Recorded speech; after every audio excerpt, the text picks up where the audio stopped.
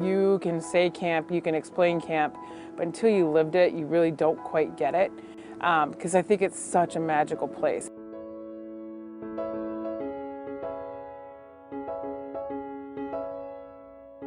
To come to a place where they're truly, maybe for the only time in their young lives, and maybe the only place on earth that they know of, a community that truly understands what they're going through, that understands two words, me too. I lost my mother, me too. Oh, you take that medication? Me too. And there's something very liberating and empowering in hearing the words, me too.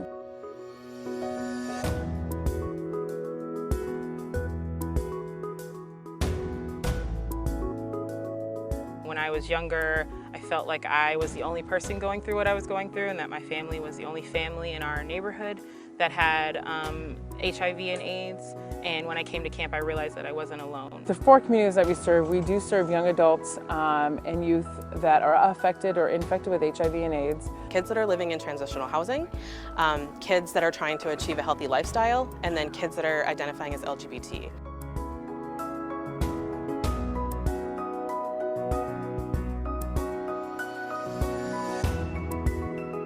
The commonality is not a medical illness.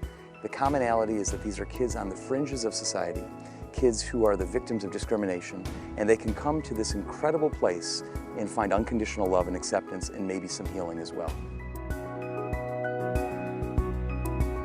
When we were founded in 1993, the organization was called Camp Heartland Project. We truly thought it would be 1 week and then we would go on and live our lives.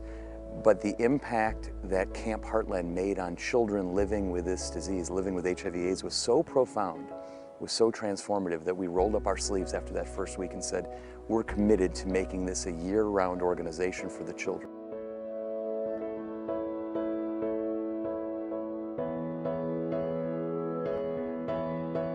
And I think a lot of times people say it's just a week, but I don't think it's just a week. I also like seeing how in just 5 days or 6 days or however long our program is, an individual can grow and change and develop and just leave camp with a smile on their face no matter what kind of was on their face when they first arrived.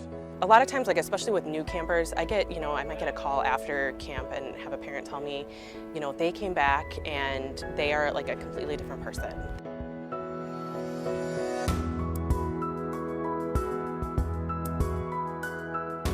A lot of kids that are coming from Minneapolis, the Minneapolis area, they're coming from shelters. Many of them have never been out of the city before. Many of them have never gone canoeing or fishing or swimming even.